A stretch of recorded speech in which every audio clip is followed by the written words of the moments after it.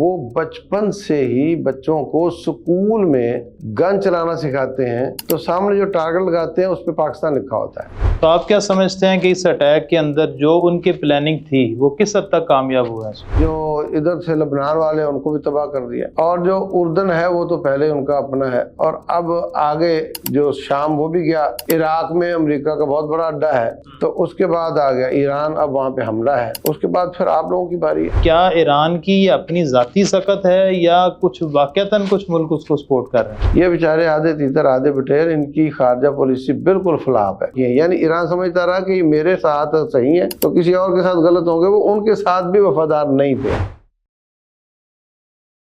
السلام علیکم ورحمۃ اللہ وبرکاتہ۔ ناظرین، الغزو الفکری کے نام سے ہمارا سلسلہ کلام جاری ہے، اور اس گفتگو میں ہمارے ساتھ تشریف رکھتے ہیں ملک کے نامور مفتی محترم جناب ڈاکٹر محمد یوسف تیبی صاحب۔ محترم تیبی صاحب، آپ کا شکریہ۔ آج کے اس گفتگو کے اندر ہم گفتگو کریں گے انشاءاللہ اس وقت جو حالیہ صورتحال ہے، اسرائیل نے اٹیک کیا ایران کے اوپر اور ایران نے اس کے اوپر کاؤنٹر اٹیک کیا، اس کی وجہ سے جو ایک فکری مباحث ہمارے مسلمانوں کے درمیان موجود ہیں، انشاءاللہ اس پہ بات کریں گے۔ شیخ صاحب، یہ بتائیے کہ ایران جو ہے، ایران کے حوالے سے ہمارے ہاں سوشل میڈیا پہ بھی اور پاکستان میں عوام کے اندر بھی، کیونکہ شیعہ سنی کا ایک تصادم جو ہے نا، وہ ایک اس کی ایک فضا تو پہلے سے قائم ہے۔ تو آپ کیا سمجھتے ہیں کہ اس وقت جو سچویشن ہے، اس سچویشن کے اندر یہ جو فرقہ وارانہ ہمارے ہاں گفتگو جاری ہے، اس کے اوپر ہمارا کیا موقف ہونا چاہیے، ہماری کیا رائے ہونی چاہیے؟ اس وقت جو جنگ کی کیفیت ہے، اس میں فکری طور پر ہمیں کس سٹیج کے اوپر کھڑے ہونا چاہیے؟ بسم اللہ والصلاۃ والسلام علی رسول اللہ وعلی آلہ وصحبہ ومن والہ وبعد۔ مجھے اس پورے سیناریو میں وہ ایک عربوں کا ایک ان کی کہانی ہے وہ یاد آ رہی ہے۔ جیسے ہمارے ہاں خرگوش اور کچھوے کی کہانی چلتی ہے یا اس طرح کی، تو ان کے یہاں چلتا ہے قتلت یوم قتل الثور الابیض۔ یہ کہانی ہے۔ کہانی میں ایک جنگل ہوتا ہے اور اس میں 3 بیل ہیں، ایک کالا، ایک لال اور ایک سفید۔ تو شیر آتا ہے کالے کے پاس اور لال کے پاس، کہتا ہے کہ یہ جو سفید ہے نا، یہ تو بڑا تکبر کرتا ہے، مطلب میں تو سب سے اچھا ہوں، خوبصورت ہوں، یہ تو کالا اور لال تو بالکل بھدے لگتے ہیں۔ تو کہنے لگے ہاں کہتا تو ہے یہ، لیکن ہم کیا کر سکتے ہیں؟ تو اس نے کہا کار میں خود ہی لوں گا، بس تم غیر جانبدار رہنا۔ تو وہ سفید کو کھا گیا، پھر وہی بات کالے سے کی تو لال کو کھا گیا۔ پھر جب کالے کو کھانے لگا تو اس نے کہا کہ مجھے ایک جملہ کہنے کی اجازت دو، قتلت یوم قتل الثور الابیض، میں اس دن ہی قتل ہو گیا تھا جس دن تو نے سفید بیل کو کھایا تھا۔ تو یہی حالت ہے اس وقت عالم اسلام کی کہ یہود و نصارہ وہ دونوں میں تفرقہ ڈالتے ہیں، فرقہ واریت۔ وہ دیکھتے ہیں کہ جو قومیت کے حساب سے قابو آتا ہے اس کو قومیت کے حساب سے قابو کر لو، جیسے صدام کو کیا ہوا تھا۔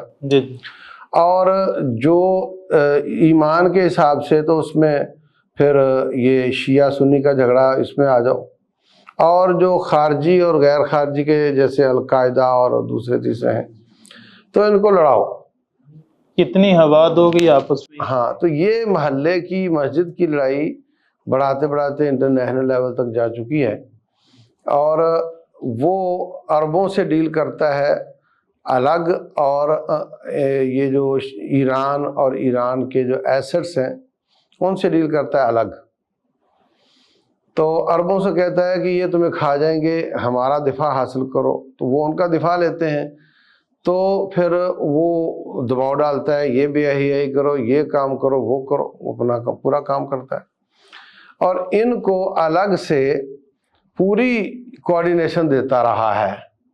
اس وقت جو سوشل میڈیا بھرا پڑا ہے، لوگ اپنا غصہ نکال رہے ہیں کہ جی 1.5 ملین سنی شہید کیا ہے انہوں نے عراق میں اور شام میں، اور تو ہم تو بھائی نہیں ان کے لیے دعا کرتے، اس طرح کی باتیں کر رہے ہیں. تو اس کے پیچھے یہی ہے کہ آپ جانتے ہیں کہ جب عراق میں امریکہ آیا تھا تو وہ اس وقت مکمل کوآرڈینیشن تھی اور ان کو پوری کھلی چھوٹ دی گئی تھی اور وہ سارا کچھ ہوا تھا. تو وہ ان کے ساتھ کوآرڈینیشن کر کے الگ سے مفاد حاصل کرتا ہے، ان کے ساتھ کوآرڈینیشن حاصل کر کے الگ سے مفاد حاصل کرتا ہے، اور ان دونوں کو ایک نہیں ہونے دیتا.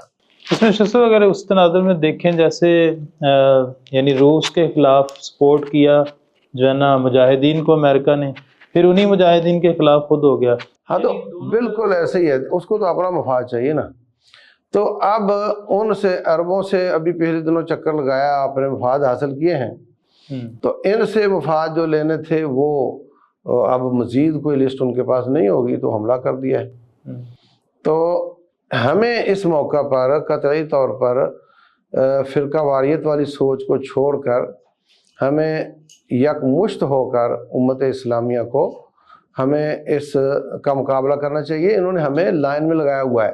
آج اگر ایران کی باری ہے تو کل آپ کی باری آ جائے گی. اور بہت اچھا بیان دیا ہے سعودیہ کے فرمانروا نے اور پورے تعاون کی یقین دہانی کرائی ہے. پاکستان نے بڑا اچھا سٹینڈ لیا ہے.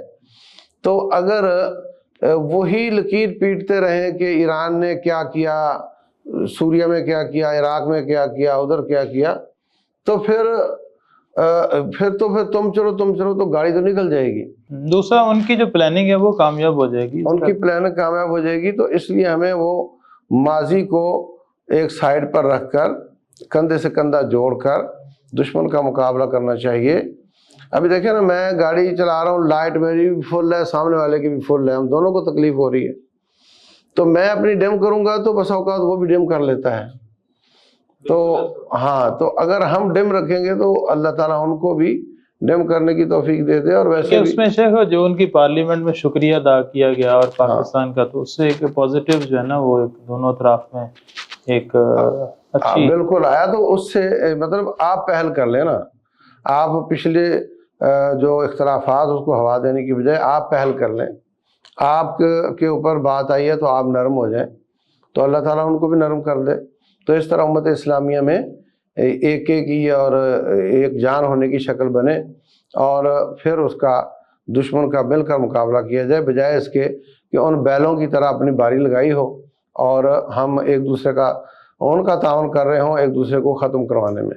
سب جیسے آپ نے بات کی کہ وہ ٹرمپ صاحب جو ہے نا وہ عربوں کے پاس آئے ہیں اور اس کے ساتھ ہی پھر ایران کے اوپر اٹیک کیا، یعنی دونوں میں وہ بہت چاہ رہے تھے اور بھی بہت ساری ان کی اسٹیمیشن تھی کہ شاید ایران فوری جھک جائے گا. تو آپ کیا سمجھتے ہیں کہ اس اٹیک کے اندر جو ان کی پلاننگ تھی وہ کس حد تک کامیاب ہوا ہے؟ اس میں دیکھیں، ظاہر تو وہ یہ کر رہے ہیں کہ ہم نہ صرف ان کے ایٹمی پروگرام کے خلاف ہیں، ورنہ ہم ان پر کوئی حملہ نہیں کریں گے. مطلب ان کو ایٹمی کے بغیر ایران قبول ہے، ظاہر تو یہ کر رہے ہیں. لیکن لگتا یہ ہے کہ وہ اپنے گریٹر اسرائیل کے منصوبے پہ عمل کر رہے ہیں، لگ یہ رہا ہے. صحیح. کیونکہ اب دیکھیں، سوریہ میں انقلاب آیا تو جب انقلاب آ رہا تھا، حکومت منتقل ہو رہی تھی، اس دوران اسرائیل نے سارے ان کے انفراسٹرکچر تباہ کر دیے جو فوج سے تعلق رکھنے والے تھے. تو اب وہ بالکل رہتے ہیں، اس وقت ان کے پاس کچھ بھی نہیں ہے.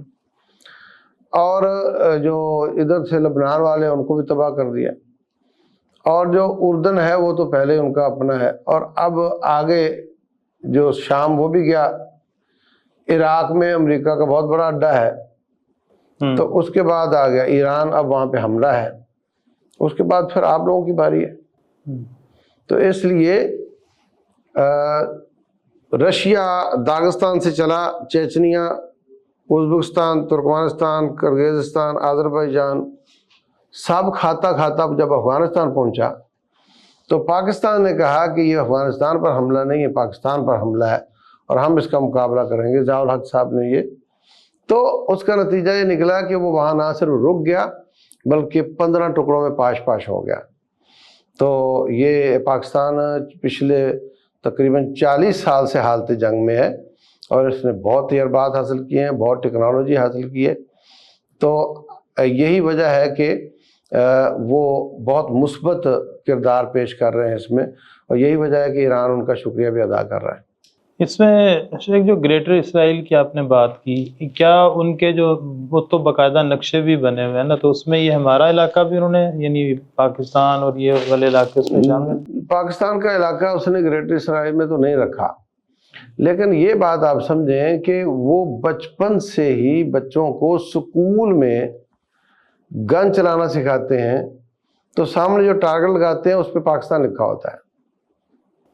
یعنی اتنی دشمنی ہے۔ ہاں، وہ پہلے دن سے ہی آپ کو دشمن سمجھتے ہیں، تو وہ سمجھتے ہیں کہ اصل ہمارا دشمن یہی ہے، اور کوئی بھی اگر عالم اسلام پر نظر دوڑائے تو ان کو جو سامنے اللہ کے فضل کے بعد ٹکنے والا نظر آتا جو ہے، رکاوٹ نظر آتی ہے، ہاں، تو وہ پاکستان ہی نظر آتا ہے۔ اس لیے پاکستان کی عوام نے جو کردار پیش کیا ہے کہ وہ سیاسی اور مذہبی تقلید کو چھوڑ کر انہوں نے فوج کا ساتھ دیا، اور یہ بہت خوش آئند بات ہے، اور ہمیں آئندہ بھی ایسا کرنا چاہیے۔ فوج ہمارا اللہ کے فضل کے بعد دفاع ہے، اور ہمیں اپنے دفاع کو مضبوط کرنا چاہیے۔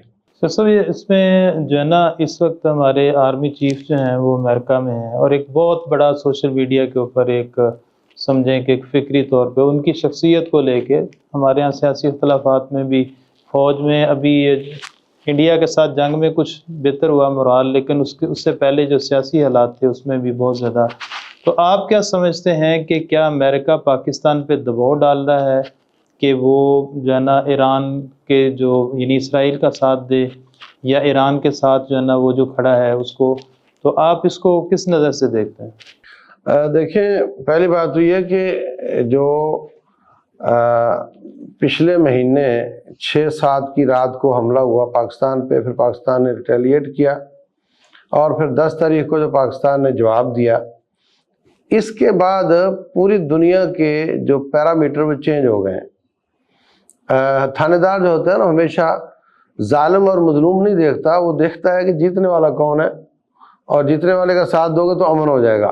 طاقت کا پلڑا کدھر جاتا ہے؟ ہاں، تو اس وقت پاکستان کو سب سلیوٹ کر رہے ہیں۔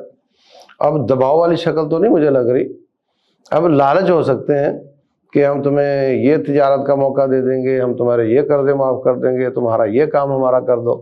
تو اس میں بھی اسرائیل کا ساتھ دینے کی بات تو وہ کر ہی نہیں سکتے، ان کو تو اپنا چہرہ بچانا مشکل ہو جائے گا۔ یہی کہتے ہوں گے کہ ہماری جان چھڑوا دو یہ جو چل پڑا ہے کام، کیونکہ ان کو توقع نہیں تھی کہ ایران سے اس طرح کے کچھ میزائل آ سکتے ہیں۔ ایک اور مت ہے کہ جو ہے نا ایران کے اندر خود طاقت نہیں ہے، بلکہ مختلف ممالک جیسے رشیا ہے یا چائنا ہے یا پاکستان کا لوگ نام لے رہے ہیں، تو آپ کے خیال میں یہ اس کا اپنا انیشیٹو ہے جو یعنی بڑی کامیابی کے ساتھ، یا سمجھ تو اگرچہ فضا میں کچھ ان کا نقصان بھی ہوا، لیکن پھر بھی اپنے اہداف کو حاصل کرنا، اور خاص طور پہ جو اسرائیل کا تھا کہ جی ہم بہت مضبوط ہیں، اور وہ آئرن ڈوم کی بات ہے وہ ساری، تو اس میں جو ہے وہ کیا ایران کی یہ اپنی ذاتی سکت ہے یا کچھ واقعتاً کچھ ملک اس کو سپورٹ کر رہے ہیں؟ دیکھیں، یہ نا موٹی سی بات ہے کہ دنیا میں اس وقت 3 چودھری ہیں، ایک امریکہ، ایک روس اور ایک چائنا۔ تو اب اگر امریکہ کسی کے ساتھ ہوگا نا تو یہ دونوں کسی اور کے ساتھ ضرور ہوں گے، اور ایران نے اپنے طور پر، اور چائنا نے اپنے طور پر، اور روس نے اپنے طور پر دھمکی لگائی ہے امریکہ کو کہ خبردار اس کا ساتھ نہیں دینا، ڈائریکٹ حملہ نہیں کرنا آپ نے، اور اس پر جلتی پر تیل نہیں ڈالنا آپ نے۔ اچھا، یہ بیان باقاعدہ دھمکی دی انہوں نے، اور وہ پورا واچ کر رہے ہیں اس بات کو۔ اور ویسے بھی ایران کے روس کے ساتھ اچھے تعلقات ہیں، چائنا کے ساتھ بھی اچھے تعلقات ہیں، اور چائنا وہاں سے اپنا سی پیک ٹائپ بھی گزارنا چاہ رہا ہے، تو ان کے تعلقات بھی اچھے ہیں، اور وہ لامحالہ مدد بھی کر رہے ہوں گے، اور پاکستان بھی ہو سکتا کر رہا ہو۔ بظاہر تو یہ اخلاقی اور حمایت کی بات ہی کر رہے ہیں۔ ایک طبقہ شخص وہ، چونکہ ہر طرح کے لوگ ہیں، ہر طرح کے طبقات ہیں، ایک وہ کہتا ہے یہ سب دکھاوا ہے جو ہے نا، یہ ایران کے ساتھ جو اسرائیل کی جنگ ہے یہ صرف جو ہے نا ایک میڈیا وار ہے، اور اس کے اندر جو ہے نا عالم اسلام کو ہی فوکس، یعنی ایران کا کندھا استعمال کیا جا رہا ہے، اور عالم اسلام کو خاص طور پہ پاکستان کو پریشرائز کیا جا رہا ہے، سعودی عرب کو پریشرائز کیا جا رہا ہے، اور ان سے اپنے مقاصد یا جو ان کے اہداف ہیں ان کے ذہن میں، ان کو منوانے کے لیے جو ہے نا وہ شاہ سلمان کے اوپر محمد بن سلمان اور اسی طرح جو ہے نا ہمارے جو آرمی چیف ہیں، ان سے وہ دراصل اپنے مقاصد حاصل کرنا چاہ رہے ہیں. اس کے لیے جو ہے نا وہ ایک جنگ کی ایک جو ہے نا انہوں نے فضا قائم کر دی. نہیں، پاکستان سے کیا مقاصد لینا چاہ رہے ہیں؟ یہ تو بات بے وزن ہے. سعودیہ سے انہوں کو جو چاہیے تھا نچوڑ تو لیا اس نے. یعنی وہ یہ کہنا چاہ رہے ہیں کہ پاکستان کی جو پوزیشن بنی ہے انٹرنیشنلی نا، اس کو وہ تھوڑا پریشرائز کر کے، تو ان کو کہ بھی پاکستان اس کانفیڈنس میں کہ اس نے انڈیا کو جو ہے نا وہ منہ کی دکھائی، اب وہ اسرائیل کی طرف یا کسی اور کی طرف جو ہے نا وہ نہ بڑھے. تو اس کو جو ہے نا امریکن اور اسرائیل، پاکستان کا پروگرام تو پہلے دن سے ہی اپنا دفاعی نوعیت کا ہے نا، اور وہ تو کبھی انہوں نے دعویٰ نہیں کیا کہ ہم باہر نکلیں گے اور ماریں گے. لیکن اتنا ضرور ہے کہ ایران کو وہ چاہ رہے ہیں کہ کمزور کریں. مطلب وہ بار بار کہہ رہے ہیں میز پہ آ جاؤ، مارنا بند کر دیں گے. اس کا صاف مطلب ہے کہ ان کو بغیر ایٹم کے ایران قبول ہے. تو وہ چاہ رہے ہیں کہ یہ بھی اس نے کہا کہ ایک اور اسلامی بم میں نہیں بننے دوں گا. وہ یہ بھی اس نے کہا ہے. تو بظاہر تو یہی لگ رہا ہے کہ وہ ان کو ایران کو ان کو مسئلہ نہیں ہے، مسئلہ صرف یہ ہے کہ وہ ایٹمی نہ بنے. ان حالات میں شیخ انڈیا کی جو پوزیشن ہے وہ بڑی گو مگو کی کیفیت میں. ایک تو ایران کے ساتھ وہ ہمیشہ دوستی کے تعلقات وہ نبھاتا رہا، اب وہ جو ہے نا وہ اسرائیل کی طرف جا رہا ہے. پھر یہ ہے کہ آرمی چیف کا وہاں جا کے امریکن کو ملنا، اس کو بھی وہ مختلف قسم کے رنگ دے رہا ہے. تو آپ کیا سمجھتے ہیں کہ انڈیا کی ریئل پوزیشن کیا ہے، اور ان کا جو ہے نا وہ ان کا یا اسرائیل کا آپس میں گٹھ جوڑ یا تعلق، اس کو آپ کس نظر سے دیکھیں پریورٹی ہوتی ہے نا، پریورٹی ہوتی ہے. ایک آپ کا دوست ہوتا ہے، ایک جگری دوست ہوتا ہے. آت ذا القربى حقہ والمسکین وابن السبیل، اور دوسرے اللہ فرماتے ہیں کہ والصاحب بالجنب وابن السبیل. تو ایک رشتہ دار اور پڑوسی، ایک صرف پڑوسی، ایک صرف مسجد میں ملاقات ہوتی ہے. تو جو انڈیا کا جو سب سے قریب ہے وہ تو یہودی ہے. اللہ فرماتے ہیں لَتَجِدَنَّ أَشَدَّ النَّاسِ عَدَاوَةً لِلَّذِينَ آمَنُوا الْيَهُودُ وَالَّذِينَ أَشْرَكُوا، کہ اے نبی تمہارے سب سے شدید دشمن یہودی ہوں گے اور جنہوں نے شرک کیا، یعنی بت پرست. یعنی اس تناظر میں یہ دونوں ایک ہی پیج پہ کھڑے ہیں. وَلَتَجِدَنَّ أَقْرَبَهُمْ مَوَدَّةً لِلَّذِينَ آمَنُوا الَّذِينَ قَالُوا إِنَّا نَصَارَىٰ. اے نبی آپ کے ان کی نسبت قریب وہ ہوں گے جو کہتے ہیں ہم عیسائی ہیں. تو دشمن تو سب ہے، مگر جو پریورٹی وائز جو درجہ بندی ہے وہ کہا کہ عیسائی ذَلِكَ بِأَنَّ مِنْهُمْ قِسِّيسِينَ وَرُهْبَانًا وَأَنَّهُمْ لَا يَسْتَكْبِرُونَ. اس لیے کہ ان میں ان کے علماء ہیں اور وہ ان کو نصیحت کرتے ہیں، تو وہ تھوڑا ان میں کوئی خیر نسبتاً موجود ہے. تو اللہ تعالیٰ نے بھی یہودیوں کو اور ان کو مشرکین کو ایک پلڑے میں رکھا ہے، اور عیسائیوں کو. یعنی جب مسلمان اور عیسائی کی بات ہوگی تو ہمیں مسلمان قریب ہوگا، اور جب عیسائی اور مشرک کی بات ہوگی تو اہل کتاب وہ قریب ہوں گے، یہودی اور جو مشرک ہوں گے ایک سائڈ پہ ہوں گے. شیخ آخر میں میں یہ چاہوں گا کہ جس طرح بھی ایک فضا قائم کی، تو جو ہندوؤں کی جو بات آپ نے کی نا، یہ بیچارے آدھے تیتر آدھے بٹیر، ان کی خارجہ پالیسی بالکل فلاپ ہے. ان کو کوئی سمجھ نہیں آ ابھی دیکھیں نا رشیا سے ان کا 60% اسلحہ ان کے پاس ہے. تو اب امریکہ سے دوستی ہو گئی. مجھے تو یہ لگتا ہے کہ ہاتھ ڈوبنے والی بیڑی میں ان کا پہنچ ہے. اصل میں وہ کہ جب رشیا ڈوب رہا تھا تو یہ ان کے ساتھ تھے، اور اب رشیا اور چائنا چڑھ رہے ہیں، امریکہ ڈوبنے جا رہا ہے، تو اب یہ ان کے ساتھ ہو رہے ہیں. ہر گزرتے دن کے ساتھ ان کی جو ہے نا وہ مورال ڈاؤن ہوتا جا رہا ہے. اچھا اب دیکھو ان کے جو بہت بڑے جو تجزیہ نگار بتاتے ہیں کہ ان کے فیل ہونے کی پاکستان کے مقابلے میں ایک بڑی وجہ یہ بھی بنی کہ ان کے اسلحہ جات جو ہے نا، ان کے جو اصل کوڈ ہیں ان کو مالکوں نے نہیں دیے. فرانس والوں نے، جرمنی والوں نے، امریکہ والوں نے، اسرائیل والوں نے، کسی نے ان کو اصل کوڈ نہیں دیے. تو اصل کوڈ نہ ہونے کی وجہ سے ان کا اسلحہ سنکرونائز نہیں تھا آپس میں، اور وہ ہے بھی مختلف ملکوں کا. تو اس وجہ سے بھی تو اس اسلحہ میں بھی اور انٹرنیشنل ریلیشن میں بھی ان کا یہی حال ہے کہ ایک طرف ان سے ہاتھ ملاتے ہیں اور یہ بھی ہاتھ سے نہ جانے پڑے اور وہ بھی آ جائے. ابھی میری اطلاع ہے، بلکہ خبروں میں میں نے سنا ہے کہ یہ جو موساد نے ایران کے اندر اپنے ڈرون میکنگ کے فیکٹریاں کھولی ہوئی تھیں، وہ را کے اس میں تھیں، یعنی را کے لیے ایران میں نرم پہلو تھا، تو وہ ان کے کور میں ہی کام کر رہے تھے۔ اور میں نے کہیں خبر دیکھی ہے کہ انہوں نے ایک رات میں را کو نکلنے کا حکم دیا کہ نکل جاؤ یہاں سے۔ تو یہ سب چیزیں بتاتی ہیں۔ اور آپ جانتے ہیں کہ کلبھوشن یادیو کہاں سے آیا تھا، تو ہے تو وہ انڈیا کی باقاعدہ فوج کا آن ڈیوٹی آفیسر ہے، مگر وہ آیا ایران سے۔ تو ان کے جو تعلقات ہیں انہوں نے غلط استعمال کیے، یعنی ایران سمجھتا رہا کہ یہ میرے ساتھ صحیح ہے تو کسی اور کے ساتھ غلط ہوں گے۔ وہ ان کے ساتھ بھی وفادار نہیں تھے، اصل وفاداری ان کی اسرائیل کے ساتھ۔ وہ بالکل جو آپ نے آغاز میں مثال دی، وہ بیل والی مثال، اسی طرح شیخ آخر میں یہ چاہوں گا کہ شیعہ سنی کی یہ جو اس وقت، کیونکہ ایک طبقہ جو ہے نا وہ ایران کی پوزیشن کو اتنا ہائی لائٹ کرتا ہے کہ سنی طبقے کو بلیم کرتا ہے کہ جی ان میں وہ غیرت نہیں ہے، یہ وہ نہیں اٹھ سکے غزہ کے لیے اور یہ ان کا مقابلہ نہیں کر سکے۔ دوسرا طبقہ جو ہے نا وہ اس پہ ہے کہ جی ایران جو ہے نا یہ دھوکہ دے رہا ہے اور یہ سارا ان کے ساتھ ملا ہوا ہے، اس طرح کی باتیں ہیں۔ ان حالات میں ایک جب جنگ کی کیفیت ہو، چاہے وہ سنی ہو یا شیعہ ہو، اس کے خلاف جب ایک متحارب قوت جو بالکل واضح غیر مسلم ہے اور دین کی دشمن ہے، تو ان حالات میں جیسے وہ میں نے سنا کہ امام ابن تیمیہ کا بھی ہے کہ وہ فاطمی حکمران تھے، ان کو لے کے وہ جو ہے نا نکلے اور پھر انہوں نے دفاع کیا پوری امت کا۔ تو ان حالات میں ہمیں جو ہے نا وہ بطور مسلمان ہمارا کیا ریئیکشن ہونا چاہیے، اس پر آپ ذرا شرح رحمت۔ بالکل بہت اچھا سوال کیا آپ نے۔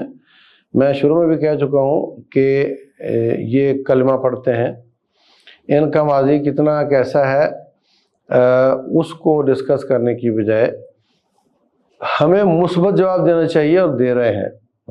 تو اس مثبت کا فائدہ یہ ہوگا کہ جو منفی ہیں وہ بھی کل مثبت ہو جائیں گے انشاءاللہ۔ جیسے میں نے لائٹوں کی مثال آپ کو دی، جی جی، تو اگر دونوں ہی غلط، میں بھی اپنی لائٹیں فل ہی رکھوں، وہ بھی فل ہی رکھے، تو پھر تو فل ہی رہیں گی۔ اگر ایک ڈم کرے گا تو دوسرے کو بھی حیا آ سکتی ہے کہ وہ بھی ڈم کر لے۔ بالکل ہے۔